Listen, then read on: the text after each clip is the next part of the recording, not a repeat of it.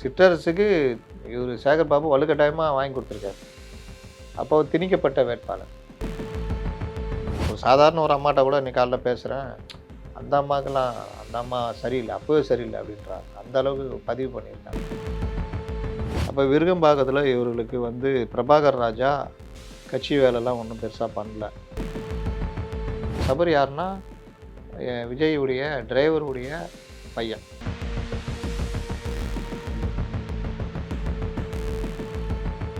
அப்புறம் யார் அந்த சார், பல்வேறு பிரச்சனைகள்லாம் இருக்குது.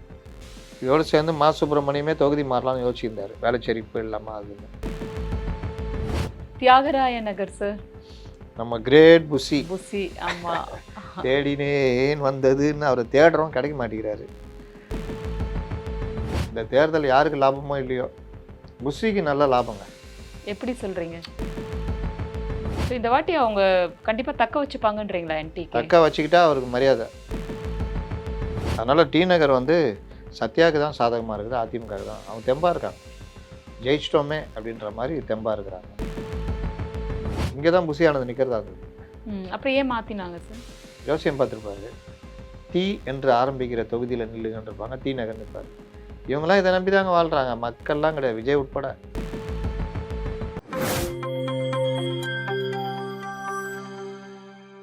நியூஸ்பிக்ஸ் இந்தியா நேயர்களுக்கு வணக்கம்.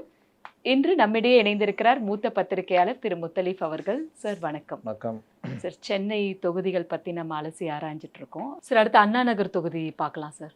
சித்தரசு இங்கே மாற்றிருக்காங்கன்னு சொல்லி. அண்ணா நகர் கார்த்தி போட்டிருந்தாருன்னா நீங்கள் திமுகவுக்கு வெற்றி வாய்ப்புன்னு சொல்லலாம், முடிஞ்சிச்சின்னு சொல்லலாம்.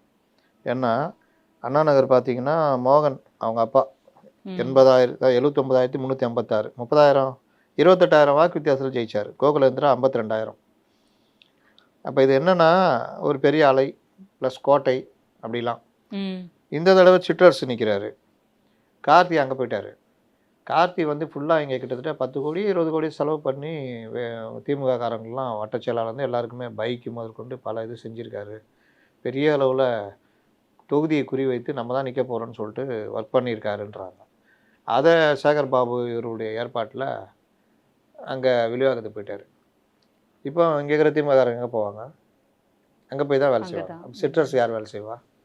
சிற்றரசுக்கு இவர் சேகர் பாபு வலுக்கட்டாயமாக வாங்கி கொடுத்துருக்காரு. அப்போ திணிக்கப்பட்ட வேட்பாளர். அப்போ திணிக்கப்பட்ட வேட்பாளருக்கு கட்சிக்காரங்க எதுவும் பெருசாக இருக்காது. கோகுலேந்திரா ஏற்கனவே அங்கே நின்று தோற்றவங்க, தொகுதியில் பரிச்சயமானவங்க, அமைச்சரெல்லாம் இருந்திருக்காங்க. அப்போ கோகுலேந்திராவுக்கு அது ஒரு வாய்ப்பு. அண்ணா நகருடைய தாவேகா வேட்பாளர் BK ராம்குமார், அவர் ஒன்றும் பெருசாக இதாகல. ஆனால் தாவேகாக்குன்னு உள்ள ஓட்டு தானாகவே ஒரு சில வாக்குகள் விழும். அந்த இதுதான் உங்களுக்கு இந்த 28,000 29,000 ஏதாவது காம்பன்சேஷன் பண்ணுமா? அப்படி பண்ணுற பட்சத்தில் கோகுலேந்திரா அவர்களுக்கு வாய்ப்பு இருக்குன்றீங்க. ஏடிஎம்கே பக்கம் கேட்டால் 1000 விளக்கு இது இதெல்லாம் ரொம்ப ஈஸியாக அடிப்போம் அப்படின்றாங்க. ஆனால் 1000 விளக்கு இப்போவும் பழைய பேர், அவங்க நல்லதும் இருக்குது கெட்டதும் இருக்குது இவங்களுக்கு வளர்மதி. அதை மாற்றுறது, பிரச்சாரத்தை பெருசாகிறது அவங்களுடைய ஒர்க்கு.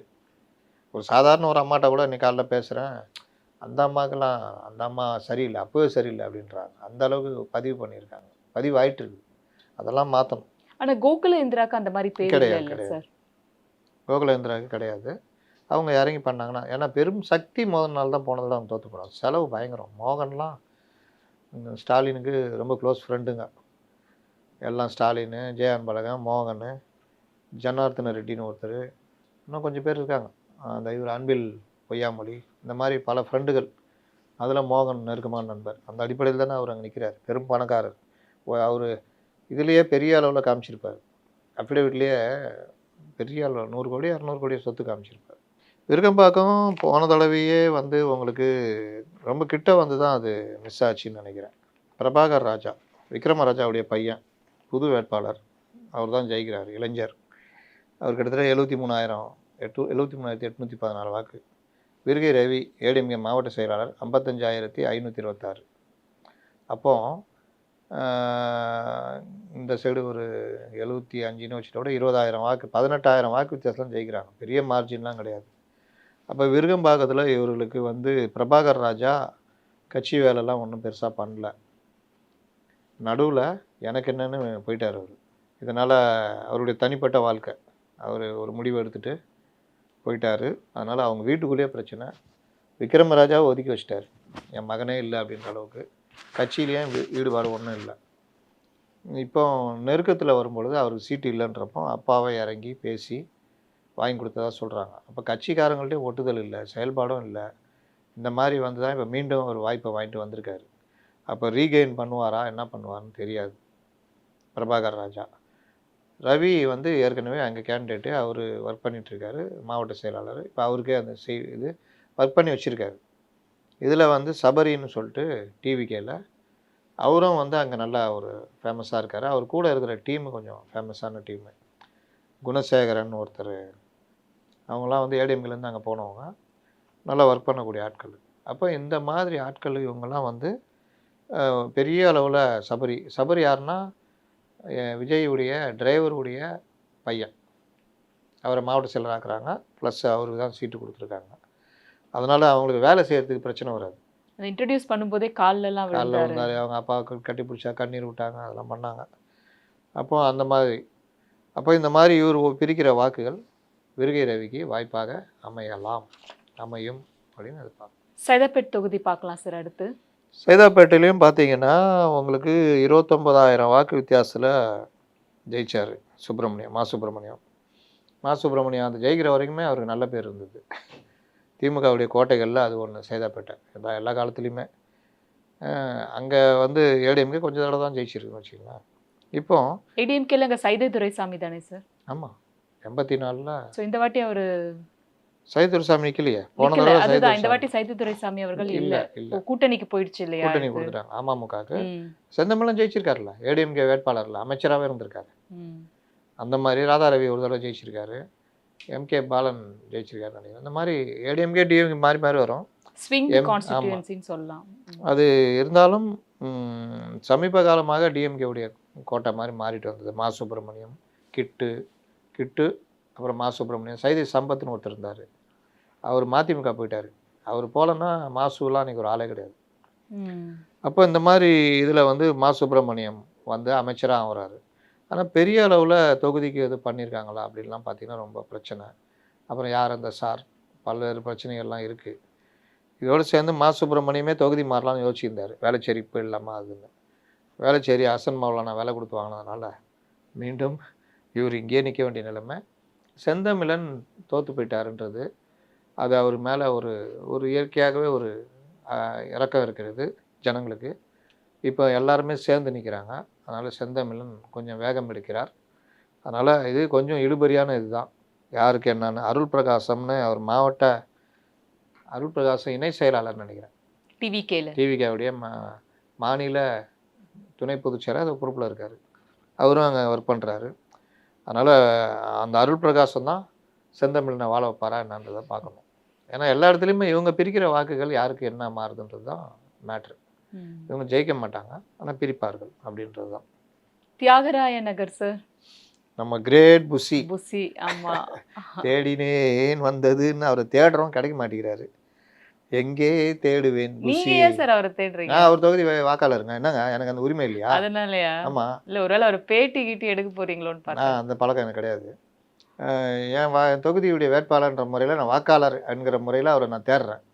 இன்னைக்கு கூட அந்த ஃபார்ம்லெட்லாம் கொடுத்தாங்க. என்னங்க உங்கள் ஆளை காணுவேன்னு. வருவாங்க சார் அப்படின்றாங்க. அவங்க என்ன சொல்ல முடியும்? அவர் அப்படி ஏதோ அப்படி போயிட்டு வந்துட்டு இருக்காரு. பாதி நேரம் விஜய் கூட சுற்றின்னு இருக்காரு. ஆனால் ஒன்றுங்க, இந்த தேர்தல் யாருக்கு லாபமோ இல்லையோ புஷிக்கு நல்ல லாபங்க. எப்படி சொல்றீங்க? அவ்வளோதான் சொல்ல முடியும், வேற என்ன. நல்ல லாபம், ஏதாவது ஒரு முகாந்திரம் வேணும்ல. ஏதோ முகாந்திரம் லாபம்ன்ற அப்புறம் லாபம் தனம் லாபம்னு எழுதுவாங்க. அந்த மாதிரி தனம் லாபம். அவர் நல்லா வாழ்ந்துக்கிறார் அப்படின்னு வாழ்த்து சொல்றீங்க. பாவம், வேட்பாளர்கள் தான் அனாதைகளாக திரிகிறார்கள். ஒரு பொதுச் செயலாளராக அவருக்கான விஷயங்களை பார்த்துக்கிட்டாரே தவிர கட்சிக்கு எதுவுமே பண்ணலைன்றது தான் இது வருத்தத்துக்குரிய விஷயம். விஜய் உணர்ந்து தேர்தலுக்கு அப்புறம் ரிவ்யூ வைப்பாரா இல்லை? விஜய் ஒரு இந்த கேரக்டர் வேறு, அதனால் அது எப்படி போகும்னு தெரியாது. இங்கே வந்து அன்பழகன் இருந்த தொகுதி, அன்பழகன் இருக்க வரைக்கும் அதிமுகவுடைய கோட்டையாக இருந்தது. அதுக்கப்புறம் போன எலெக்ஷனில் கொரோனாவில் அவர் இறந்து போயும் பெரிய அளவு வாக்கு வித்தியாசம்லாம் வரல. ஒரு 127 வாக்குகளில் தான் அவர் தம்பி கருணாநிதி ஜெயிச்சார். அப்போ இந்த தடவை அவர் வந்து சுத்தமாக ஒன்றும் ஒர்க் பண்ணல. இன்னும் கெட்ட பேர் கருணாநிதிக்குன்னு. அப்புறம் அவர் சீட்டு கொடுக்க மாட்டாங்கன்னு சொல்லியிருந்தாங்க. அதுக்கப்புறம் பார்த்தீங்கன்னா அது கரெக்டாக அவர் பையனுக்கு ஜெயன்பழகம் பையனுக்கு கொடுத்துருக்காங்க. அவர் அந்த ஃபேமிலியே வந்து என்னதான் இது பண்ணாலும் பெருசாக ஒன்றும் அந்த பெரிய போட்டி. சத்யா அங்கே கொஞ்சம் வெயிட்டான கேண்டிடேட்டு. போன தடவை கம்மி ஓட்டில் தோற்றுருக்காரு. அதனால் எவ்வளோ பாருங்கள், 400 சில்லற தபால் ஓட்டெலாம் எடுத்திங்கன்னா 127 தான் வரும். இங்கே வந்து ராஜா அன்பழகன் நிற்கிறாரு, சத்யா, புஷி ஆனந்த். அப்போ புஷி ஆனந்துக்குன்னு ஒரு ஓட்டு இருக்கும்ல, உழுவும்ல, அது வந்து முடிவை மாற்றும். அது யார் ஓட்டை பிரிக்கிறாரு அப்படின்றது எனக்கு தெரிஞ்சு பெரும்பாலும் திமுகவுடைய வாக்குகளை பிரிக்கிறதுக்கான வாய்ப்பு இருக்கிறது. இது ஒரு மாதிரியான கலவையான தொகுதி. இது என்டிகேவும் ஒரு பிராமண சமூகத்தை சேர்ந்தவங்களை போட்டிருக்காங்க இங்கே இல்லை சார், அனுஷா அப்படின்றவங்க. ஆமாம், ஏதோ ஒன்று போட்டிருக்காங்க. அவங்க ஒரு 10,000 ஓட்டு. அது வழக்கமாக பிரிக்கிறது தானே, அது அப்படியே போயிடும். அவங்களுக்குன்னு எடுத்து வச்சிருப்பா அப்படின்ற மாதிரி அவங்க போயிடும். அதனால தான் நான் ஒவ்வொரு தடையும் அவங்கள நான் பேசுகிறதே இல்லை. 8,000 ஓட்டு 10,000 ஓட்டு அவங்க போன எலெக்ஷனில் பார்த்தீங்கன்னா அது 8,000 இல்லை 8,000 வாங்கி தான் இந்த தடவை 10,000 இப்படி தான். அந்த ஒரு மாதிரி இது. ஸோ இந்த வாட்டி அவங்க கண்டிப்பாக தக்க வச்சுப்பாங்கன்றீங்களா என்டிகே? தக்க வச்சுக்கிட்டா அவருக்கு மரியாதை. 8% வாங்கிட்டாருன்னா தமிழ் தேசியத்திற்கான அங்கீகாரமாக 8%ன்றது இது. 6%னா அந்த ஓட்டு தாவேக்கா வாக்குகள் தான் அப்படின்ற மாதிரி ஆகும். அதுக்கு என்ன விளக்கம் சொல்லுவார்னு தெரியாது. அதனால் டி நகர் வந்து சத்யாவுக்கு தான் சாதகமாக இருக்குது, அதிமுக தான். அவங்க தெம்பாக இருக்காங்க, ஜெயிச்சிட்டோமே அப்படின்ற மாதிரி தெம்பாக இருக்கிறாங்க. வேளச்சேரி சார், வேளச்சேரி ஹசன் மௌலானா நீங்கள் பார்த்தீங்கன்னா மிஞ்சி போனால் ஒரு 4,000 வாக்கு வித்தியாசத்தில் தான் ஜெயிச்சார், அவ்வளோ அலையிலேயே. இந்த பார்லிமெண்ட் எலெக்ஷனில் பார்த்தீங்கன்னா அங்கே என்டிஏ ஜெயிச்சிச்சு. அப்படி இருந்தும் ஹசன் மௌலானா கொடுத்தா தொகுதியில் கெட்ட பேர். இந்த மழை காலத்துலலாம் அவர் ஆட்டிடியூட்லாம் வந்து 2 பேர் பெரிய ஆட்டிடியூட் காமிச்சாங்க. எபினேசர் ஆர்கே நகர், இவர் 2 பேருமே ஊடகங்களில் பத்திரிகையாளர்கள்ட்ட மோதல், தொகுதியில் இருக்க இளைஞர்களோட மோதல்லாம் நடந்தது. அதனால் அங்கே வந்து எந்த பிரச்சனையும் இவர் சரியாக தீர்த்து வைக்கல. அதை பெருசாக கொண்டு போகிறது இது. இதில் அசோக் வந்து மாவட்ட செயலாளர் ஏடிஎம்கே, அவர் வந்து நல்லா இறங்கி வேலை செஞ்சுக்கிட்டு இருக்காரு. அப்போ இன்னொரு பக்கம் ஆர் குமார், அவர் பார்த்தீங்கன்னா ஒரு ரியல் எஸ்டேட்டு இது. அவருக்கு பேசவே வரல. அப்புறம் நீங்கள் என்ன பண்ணுவீங்க, சுற்றுறாரு பண்ணுறாரு, அவ்வளோதான். அதை தாண்டிலாம் அதில்லை. அவருக்காக வந்து பேசுறதுக்கும் ஆள் இல்லை, யாருக்குமே ஆள் இல்லை.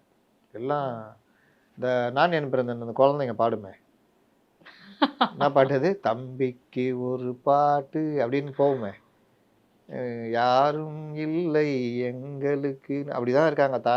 நான் போட போறேன் பாருங்க. உஷாரா கும்பகோணம் வேட்பாளர் வினோத் வந்து ஹாலோகிராம் வச்சிருக்காரு, 3D வீடியோ. விஜய் இருக்கிற மாதிரியே அப்படியே பேசிட்டு போகுது. ஹாலோகிராம்லாம் வச்சுக்கிட்டு ஓட்டு கட்டிங்கன்னா அது காமெடியாக மாறும், சில காட்சிகளாக மாறும். மோடி பண்ணியிருக்காருல்ல சார் 2014. ஆமாம், அதனால் அது ஒரு பெரிய ஒரு இதெல்லாம் மாறும், இம்பாக்ட் இருக்காது.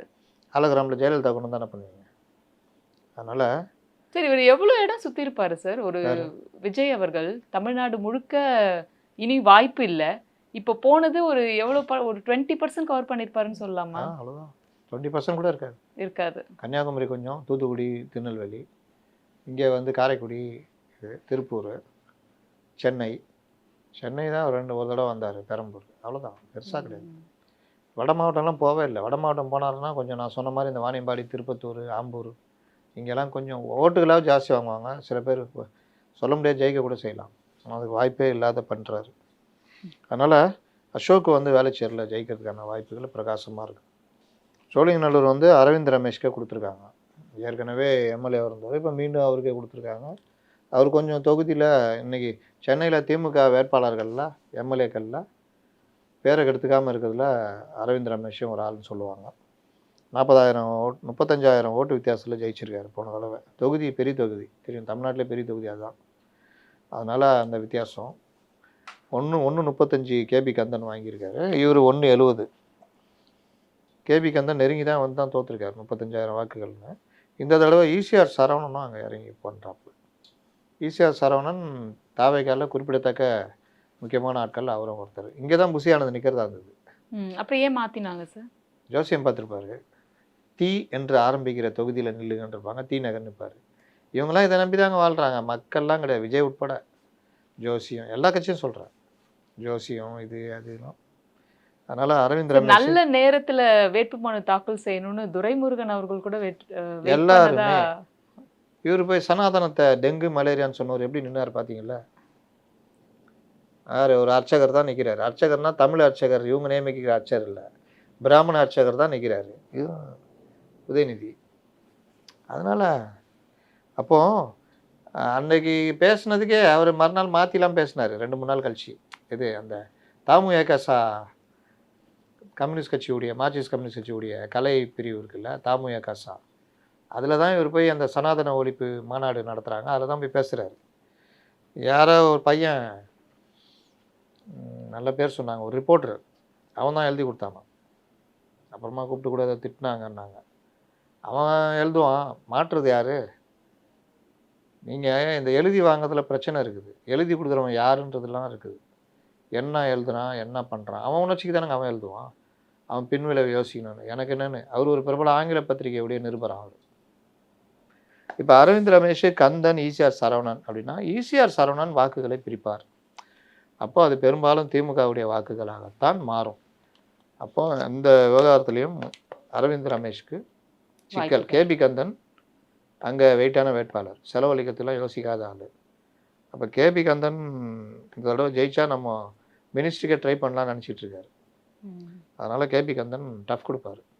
அதனால் அந்த தொகுதியும் திமுக தக்க வைக்குமா அப்படின்றது இழுபறி தான்.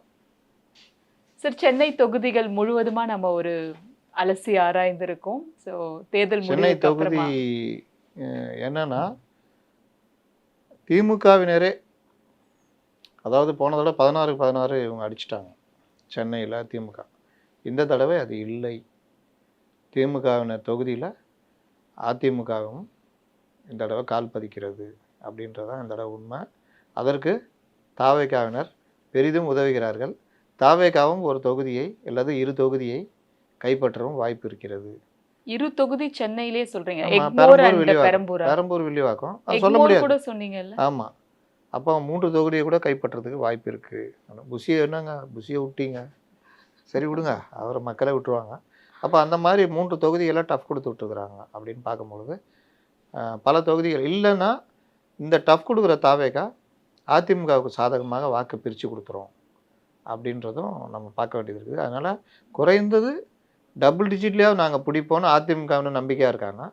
எனக்கு அந்த அளவுக்கு பெரிய இது இல்லை. ஆனால் ஒரு 4லேருந்து 6-8 தொகுதிகள் அதிமுக பிரிக்கிறதுக்கான வாய்ப்பு இருக்குன்னு நான் நம்புகிறேன். பொறுத்திருந்து பார்ப்போம் சார். நன்றி. நன்றி.